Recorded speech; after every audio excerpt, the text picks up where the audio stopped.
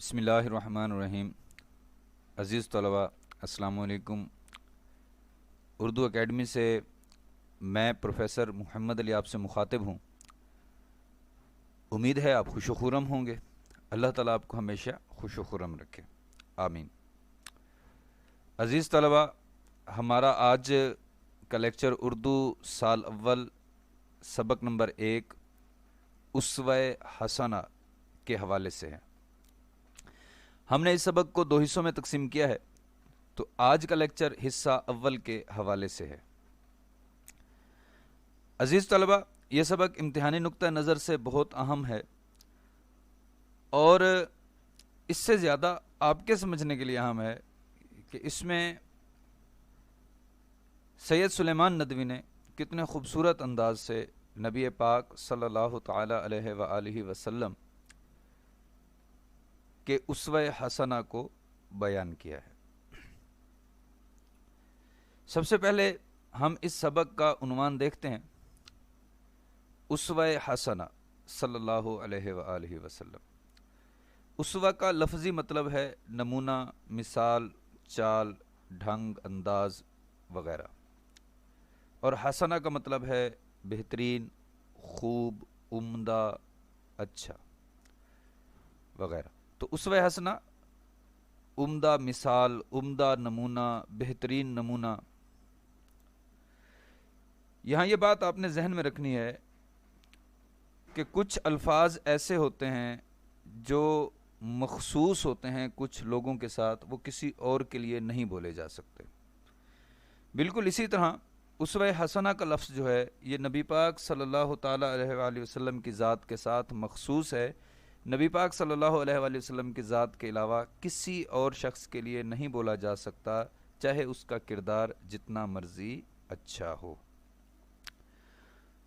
عزیز طلبہ، اگر ہم یہ دیکھیں کہ اس سبق کی بنیاد قرآن پاک کی کس آیت پر ہے، تو سورۃ الاحزاب کی آیت نمبر 21 بہت مشہور آیت ہے، لَقَدْ كَانَ لَكُمْ فِي رَسُولِ اللَّهِ أُسْوَةٌ حَسَنَةٌ۔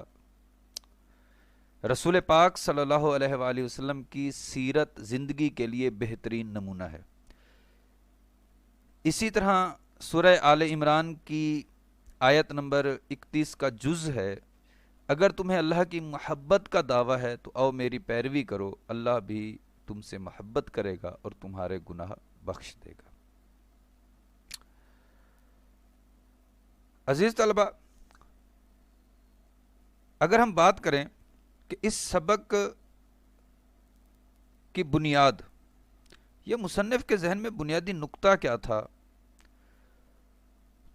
تو ہمارے سامنے یہ بات آتی ہے کہ نبی پاک صلی اللہ تعالی علیہ وآلہ وسلم قیامت تک کہ تمام انسانوں کے لیے بہترین عملی نمونہ ہیں، جن کی پیروی کر کے ہم دنیا و آخرت کی تمام کامیابیاں حاصل کر سکتے ہیں۔ یہ جملہ پورے سبق کو اپنے اندر سموئے ہوئے ہے۔ عزیز طلبہ، یہاں یہ بات یاد رکھیے گا کہ اس سبق میں بار بار نبی پاک صلی اللہ تعالی علیہ وآلہ وسلم کا نام نامی اسم گرامی آئے گا، تو یہ ہم پر لازم ہے کہ جب بھی نبی پاک صلی اللہ علیہ وآلہ وسلم کا نام ہم سنیں یا پڑھیں تو درود پاک ضرور پڑھا جائے۔ مصنف کا تعارف، اس سبق کے مصنف سید سلیمان ندوی ہیں۔ سید سلیمان ندوی 1884 میں پیدا ہوئے، 1953 میں ان کا انتقال ہو گیا۔ امتحانی نقطہ نظر سے مصنف کی ڈیٹ آف برتھ اور ڈیٹ آف ڈیتھ جو ہے یہ نہیں پوچھی جاتی، لیکن آپ کو یہ آنی چاہیے، کیونکہ ہو سکتا ہے کہ ممتحن جو ہے وہ یہ کوسچن پیپر میں دے دے، ایم سی کیوز میں، مصنف کب پیدا ہوئے، کب وفات پائی، یا ان کی جو ٹوٹل عمر ہے وہ کتنی بنتی ہے۔ تو آپ اس کو ڈیٹ آف ڈیتھ جو ہے اس میں سے ڈیٹ آف برتھ کو اگر نکالیں گے تو مصنف کی جو ٹوٹل عمر ہے وہ نکل آئے گی، جو تقریباً 69 سال 69 ایئرس بنتی ہے۔ مصنف کا مختصر تعارف: سید سلیمان ندوی ایک جید عالم دین تھے، اردو ادب میں بھی آپ کا بہت بڑا مقام تھا، مورخ، تاریخ نگار تھے، تاریخ کی مختلف کتب لکھی ہیں آپ نے، سیرت نگار کے حوالے سے بھی آپ کا ایک مقام ہے، اور سیرت النبی کی تکمیل بھی کی ہے آپ نے۔ سیرت النبی کتاب شبلی نعمانی نے لکھنا شروع کی تو وہ اس کو مکمل نہیں کر سکے، تو شبلی نعمانی کے شاگرد ہونے کی حیثیت سے سید سلیمان ندوی نے اس کام کا بیڑا اٹھایا اور اس کو مکمل کیا۔ سید سلیمان ندوی کا جو اسلوب تھا، یعنی جو لکھنے کا انداز تھا، جو طریقہ تھا، وہ سادہ اور رواں تھا، یعنی تسلسل کے ساتھ عام بندہ بھی ان کے تحریر کی ہوئی کتابوں کو، ان کی تحریر کی ہوئی کتابوں کو پڑھتا ہے تو اس کو کوئی پریشانی نہیں ہوتی، آسانی سے اس کو باتیں سمجھ میں آ جاتی ہیں۔ عزیز طلبہ، یہ 2 لائنیں تقریباً آپ کو نظر آ رہی ہیں، یہ مصنف کا تعارف ہی ہے، لیکن اس انداز سے اس کو لکھا گیا ہے کہ آپ اس کو تشریح کرتے وقت تشریحی مواد میں شروع میں مصنف کے تعارف کے طور پر اس کو بیان کر سکتے ہیں۔ عزیز طلبہ، سبق کا تعارف دیکھتے ہیں اب ہم۔ سب سے پہلے یہ بات آپ نے ذہن میں رکھنی ہے کہ یہ جو آپ کا سبق ہے یہ صنف ادب سے، کس صنف ادب سے تعلق رکھتا ہے؟ تو سیرت نگاری یا خطبہ بھی، اور اس کا ماخذ خطبات مدراس ہے، یہ مدارس نہیں ہے لفظ، یہ آپ نے ذہن میں رکھنا ہے، خطبات مدراس۔ پیپر میں صنف کے ادب سے، صنف ادب کے حوالے سے بھی ایم سی کیوز 1 نمبر کا آتا ہے، اور ماخذ بھی پوچھتے ہیں، مصنف کا نام بھی پوچھا جاتا ہے کہ اسوہ حسنہ کے مصنف کون ہے، تو اس لیے آپ کو یہ تمام چیزیں بالکل اچھے طریقے سے آنی چاہیے، اور ان میں کوئی تھوڑی سی بھی جو غلطی ہے وہ نہیں ہونی چاہیے۔ تشریح کرتے ہوئے بھی ان کو لکھا جاتا ہے، خلاصے میں بھی لکھا جاتا ہے، انشاءاللہ جیسے جیسے آگے بڑھیں گے تو آپ کو ان چیزوں کے حوالے سے بتائیں گے کہ تشریح میں کیسے لکھنا ہے، تشریح کا طریقہ کیا ہے، خلاصے میں کیسے لکھنا ہے، اس کا طریقہ کار کیا ہے، تو یہ ساری باتیں انشاءاللہ آپ کو بتائی جائیں گی۔ عزیز طلبہ، اب اس سبق کے کچھ اہم نکات ہیں، اب ہم ان کو پڑھتے ہیں۔ یہ ان پر اگر ہم غور کریں تو یہ تقریباً ہمارے خلاصے کا احاطہ کرتے ہیں۔ سب سے پہلے کہ خدا کا پیارا بننے کے لیے اسلام اور دیگر مذاہب نے کیا فرق بیان کیا ہے، یہ پہلا پوائنٹ ہے ہمارے پاس، پہلا نقطہ ہے۔ اس کے بعد قرآن کے ساتھ سنت کی بھی اہمیت اس سبق میں بیان کی گئی ہے، اس کے ساتھ ساتھ دین و دنیا کی رہنمائی کہ ہمیں کہاں سے مل سکتی ہے دین اور دنیا کی رہنمائی، تمام طبقات کے لیے عملی ہدایت، یعنی ایسی کون سی ہستی ہے کہ جو اس دنیا میں پائے جانے والے تمام انسانوں کے لیے ہدایت، عملی ہدایت کا درس دیتی ہے، وہ بھی ہمیں اس سبق میں بتایا گیا ہے۔ اخلاق فاضلہ کا عمدہ نمونہ کیا ہوتا ہے، یہ بھی ہم اس سبق میں پڑھیں گے۔ اس کے ساتھ نبی پاک صلی اللہ علیہ وآلہ وسلم کی ذات باحیثیت، یعنی مختلف حیثیتوں سے نبی پاک صلی اللہ تعالیٰ علیہ وآلہ وسلم کی ذات کے روشن گوشوں کو اجاگر کیا گیا ہے۔ اس میں تاجر ہے، بادشاہ ہے، فاتح، استاد، ثالث، شوہر، باپ وغیرہ وغیرہ۔ نبی پاک صلی اللہ علیہ وآلہ وسلم کی ذات کو مثال دی گئی ہے آفتاب عالم تاب اور ابر باراں سے، کیسے دی گئی ہے اس کو بھی پڑھیں گے۔ تمام انسانوں کے لیے خدا کی رضا طلبی کا حصول، یعنی اس دنیا میں جتنے بھی انسان ہیں ان کا اصل مقصد صرف اور صرف اللہ تعالیٰ کو راضی کرنا ہے، یہ بھی ہمارے سبق کا حصہ ہے۔ مسلمانوں کی مشترکہ اقدار کیا ہیں، روایات کیا ہیں، زندگی گزارنے کے طریقے کیا ہیں، آخری دائمی اور عالمگیر رہنما کون ہیں؟ نبی پاک صلی اللہ تعالیٰ علیہ وآلہ وسلم کی ذاتی ہیں، مزید وضاحت پڑھیں گے سبق میں، اور نبی پاک صلی اللہ تعالیٰ علیہ وآلہ وسلم کی پیروی ہی جو ہے وہ اللہ کی محبت ہے۔ یہ ہمیں اس سبق میں بتایا گیا ہے، یہ ہمارے سبق کا تعارف ہو گیا۔ اس سے عزیز طلبہ، اب ہم تشریح کے اہم نکات پڑھیں گے۔ سب سے پہلے صفحہ نمبر 1 پر موجود اہم نکات ہیں، ان کو دیکھتے ہیں۔ خدا کی محبت کی اہلیت۔ خدا کی محبت کو کیسے حاصل کیا جائے؟ اس دنیا میں جتنے بھی مذاہب آئے ہیں، انہوں نے خدا کی محبت حاصل کرنے کی ایک ہی تدبیر بتائی ہے، اور وہ یہ ہے کہ اس مذہب کو جو لانے والا ہے، جو اس مذہب کا بانی ہے، جو اس مذہب کا شارع ہے، اس کی نصیحتوں پر عمل کیا جائے۔ جو کچھ اس نے کہا ہے اس پر عمل کرنا خدا کی محبت کا اہل بنانے کے لیے یہ کافی ہے۔ لیکن اسلام نے ان سے ایک بہتر تدبیر اختیار کی ہے، ایک بہتر طریقہ بتایا ہے کہ اسلام نے نبی پاک صلی اللہ تعالیٰ علیہ وآلہ وسلم کا عملی مجسمہ سب کے سامنے رکھ دیا کہ اس کی پیروی کر کے تم دنیا و آخرت میں کامیاب ہو سکتے ہو، اس کی پیروی کر کے تم خدا کی محبت کے اہل بن سکتے ہو۔ تو اس عملی مجسمے کی پیروی کرنا یہ ہر انسان کے لیے لازم ہے کہ وہ اس مجسمے کی پیروی کریں گے تو وہ دنیا میں بھی کامیاب ہوں گے اور آخرت میں بھی کامیاب ہوں گے۔ اللہ تعالیٰ قرآن مجید میں ارشاد فرماتا ہے، بے شک رسول پاک صلی اللہ علیہ وآلہ وسلم کی سیرت زندگی کے لیے بہترین نمونہ ہے۔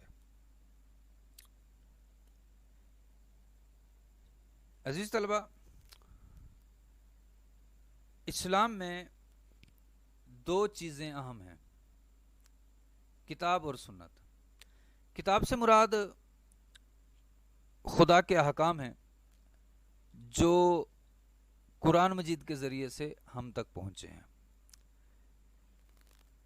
یہ معروضی کا ایک اہم کوسچن ہے کہ کتاب سے کیا مراد ہے؟ تو کتاب سے فوراً ہمارے ذہن میں آ جائے گا کہ کتاب سے مراد قرآن مجید ہے۔ تو سبق کے مطابق کتاب سے مراد خدا کے احکام ہیں، اور خدا کے احکام ہم تک کیسے پہنچے ہیں؟ قرآن مجید کے ذریعے سے پہنچے ہیں۔ تو یہ باتیں ذہن میں رکھیے گا، یہ ایم سی کیوز میں آتے ہیں۔ خدا کے احکام ہم تک کیسے پہنچے؟ تو یہ اکثر بچے اس کو یوں لکھ دیتے ہیں انبیاء کے ذریعے۔ تو اس سبق کے مطابق جو ہے وہ یہ ہے کہ خدا کے احکام ہم تک قرآن مجید کے ذریعے پہنچے ہیں۔ بہرحال سنت سے مراد راستہ کے ہے، لفظی مطلب۔ تو وہ راستہ جس پر نبی پاک صلی اللہ تعالیٰ علیہ وآلہ وسلم خدا کے احکام پر عمل کرتے ہوئے گزرے، یعنی آپ کا عملی مجسمہ، آپ کی سیرت، آپ کا کردار۔ تو جب ہم اس کی پیروی کریں گے تو پھر کیا ہے کہ ہماری کامیابی اور تکمیل روحانی، یعنی ہم کامیاب بھی ہوں گے اور ہماری روح کی تکمیل بھی ہوگی۔ تو وہ سارا کچھ جو ہے وہ کس میں ہے؟ وہ سنت نبوی صلی اللہ علیہ وآلہ وسلم کی پیروی میں ہے۔ اللہ تعالیٰ قرآن مجید میں ارشاد فرماتا ہے، اے ایمان والو، اللہ کی اور اس کے رسول کی اطاعت کرو۔ عزیز طلبہ، اس سے آگے ہے دنیا کی بنیاد۔ مصنف بیان کرتا ہے کہ اس دنیا کی بنیاد اختلاف عمل پر ہے، یعنی اس دنیا میں جتنے بھی انسان ہیں وہ کسی ایک گروہ سے تعلق نہیں رکھتے، وہ کسی ایک صنف انسانی سے تعلق نہیں رکھتے، وہ کسی ایک پیشے سے تعلق نہیں رکھتے، وہ کسی ایک ذہنی سطح ان کی ایک جیسی نہیں ہے، مختلف لوگ ہیں۔ اب مصنف بیان کرتے ہیں کہ اس میں بادشاہ ہیں، رئیس ہیں، اس میں حکام ہیں، اس میں رعایا ہے، اب اس میں قاضی ہیں، جج ہیں، مجاہد ہیں، فوجی ہیں، سپہ سالار ہیں، افسر ہیں، دولت مند، غریب، رات کے عابد و زاہد، تمام قسم کے لوگوں کے متعلق بتایا ہے مصنف نے۔ اب یہاں غور کرنے کی بات یہ ہے کہ اس دنیا میں جتنے بھی لوگ ہیں وہ مختلف سطح کے ہیں، مختلف ذہنی معیار کے ہیں۔ ان سب کے لیے ایک ہی ہستی جو ہے وہ آئیڈیل کی ہو سکتی ہے، اور وہ کون ہے؟ وہ نبی پاک صلی اللہ تعالی علیہ وآلہ وسلم کی ذات ہے۔ اب اگر ایک بادشاہ ہے تو بادشاہ کے لیے کوئی آئیڈیل ہوگا تو وہ بادشاہ ہوگا۔ تو بادشاہ ہے تو اس کو چاہیے کہ وہ سلطان عرب کا حال پڑھے کہ نبی پاک صلی اللہ تعالی علیہ وآلہ وسلم نے اپنی زندگی کیسے گزاری ہے، اپنی زندگی کو کن طریقہ کار کے مطابق گزارا ہے۔ اگر کوئی فوج کا افسر ہے تو وہ دیکھے کہ جن غزوات میں نبی پاک صلی اللہ تعالی علیہ وآلہ وسلم بنفس نفیس سپہ سالار تھے تو اس وقت نبی پاک صلی اللہ علیہ وسلم کا انداز زندگی کیا تھا، اس کو فالو کرے، اس کی پیروی کرے، اس کی اطاعت کرے۔ کوئی دولت مند ہے تو وہ دیکھے کہ نبی پاک صلی اللہ تعالی علیہ وآلہ وسلم کی دولت مندی کا کیا حال تھا، کہ جب دولت نبی پاک صلی اللہ تعالی علیہ وآلہ وسلم کے مقدس ہاتھوں میں آتی تو اس کے بعد نبی پاک صلی اللہ علیہ وسلم جب تک اس کو تقسیم نہ فرما لیتے آپ کو چین نہیں آتا تھا۔ فاقہ کشی ہے، غربت ہے، کوئی غریب ہے، تنگ دست ہے، تو وہ دیکھے کہ ہمارے پیارے آقا صلی اللہ تعالی علیہ وآلہ وسلم کے گھر میں 3 دن تک چولہا نہیں جلتا تھا، ایک کھجور سے جو ہے وہ گزر اوقات کی جا رہی ہے۔ اسی طرح کوئی رات کا عابد و زاہد ہے تو وہ اپنے زہد پر، اپنی عبادت پر تکبر نہ کرے، غرور نہ کرے، وہ یہ دیکھے کہ نبی پاک صلی اللہ تعالی علیہ وآلہ وسلم ساری رات اللہ کی بارگاہ میں قیام کیا کرتے تھے، عبادت کیا کرتے تھے، ساری رات عبادت کیا کرتے تھے۔ اسی طرح کوئی اہل و عیال والا ہے، دوست احباب والا ہے، تو یہ دیکھے کہ نبی پاک صلی اللہ تعالی علیہ وآلہ وسلم اپنے اہل و عیال کے ساتھ کیسے تھے، اپنے اہل و عیال کے ساتھ نبی پاک صلی اللہ علیہ وسلم کا انداز کیسا تھا، تو اس کو اپنانے کی کوشش کرے۔ کوئی تاجر اور سوداگر ہے تو نبی پاک صلی اللہ تعالی علیہ وآلہ وسلم نے بھی تجارت فرمائی۔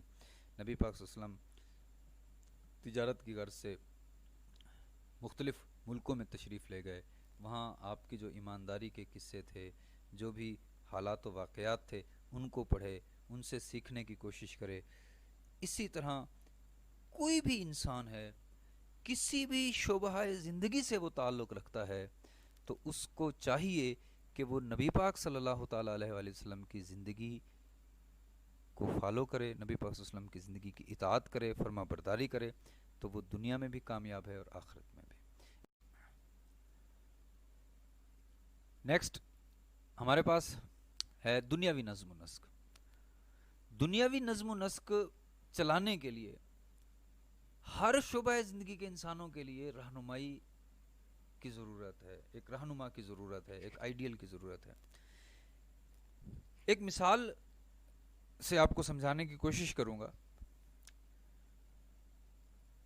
کہ آپ 3 سٹوڈنٹس ہیں، ایک نے 500 نمبر لیے، ایک نے 800 نمبر لیے اور ایک نے 1000 نمبر۔ فرض کیا کہ آپ کے 800 نمبر ہیں۔ اب آپ کے گھر والے جب آپ کو سمجھائیں گے، بہتری کی مثال دیں گے، تو وہ 1000 نمبر لینے والے بچے کی طرف اشارہ کریں گے کہ اس نے محنت کی ہے، اس نے 1000 نمبر لیے ہیں، تو تم بھی محنت کرتے یا محنت کر کے اتنے نمبر لے سکتے ہو۔ تو کبھی بھی آپ کے گھر والے آپ کو یہ نہیں کہیں گے کہ تم کم محنت کر کے اس کی طرح 500 نمبر بھی لے سکتے تھے۔ تو جب بھی مثال دی جاتی ہے، بہتری کے لیے مثال دی جاتی ہے، تو اس سے اعلیٰ کی مثال دی جاتی ہے۔ تو اب ہماری زندگی میں جو سب سے اعلیٰ و افضل ذات ہے، جو سب سے برتر ذات ہے، تو وہ نبی پاک صلی اللہ تعالیٰ علیہ وآلہ وسلم کی ہے. تو دنیاوی نظم و نسق ہوگا ہی اسی وقت بہتر کہ جب ہم نبی پاک صلی اللہ تعالیٰ علیہ وآلہ وسلم کے بتائے ہوئے طریقہ کار کے مطابق اپنی زندگی گزاریں گے. اس سے آگے ہے ہمارے پاس تیسرا پیراگراف ہے نصیحت پذیری، کہ انسانوں کے ہر طبقے کے لیے جو نصیحت پذیری ہے، جو درس ہے، وہ نبی پاک صلی اللہ تعالیٰ علیہ وآلہ وسلم کی ذات میں موجود ہے. اس کی وجہ یہی ہے، ابھی ہم نے بیان کیا ہے کہ یہاں بھی وہی بات بیان کی جا رہی ہے کہ ایک حاکم کے لیے محکوم کی زندگی یہ مثال نہیں بن سکتی، دولت مند کے لیے غریب کی زندگی مثال نہیں بن سکتی، اسی طرح محکوم کے لیے حاکم کی زندگی مثال نہیں ہے، غریب کے لیے امیر کی زندگی مثال نہیں. تو جو بندہ جہاں ہے، جس دائرے میں ہے، اسی دائرے میں اس کے لیے ایک آئیڈیل ڈھونڈنا ہے. ایسا نہیں ہو سکتا کہ ہم ایک انجینئر کو کہیں کہ وہ ایک ڈاکٹر کی مثال لے لے، ایسا نہیں ہو سکتا.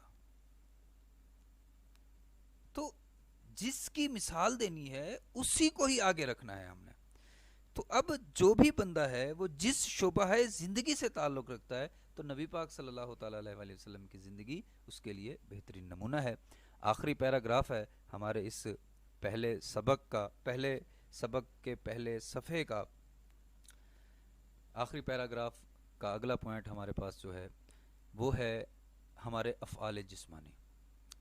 ایسے افعال جن پر لوگوں کی نظر پڑ سکتی ہے، لوگ ان کو دیکھ سکتے ہیں، لوگ ان سے ہمارے بارے میں رائے قائم کر سکتے ہیں.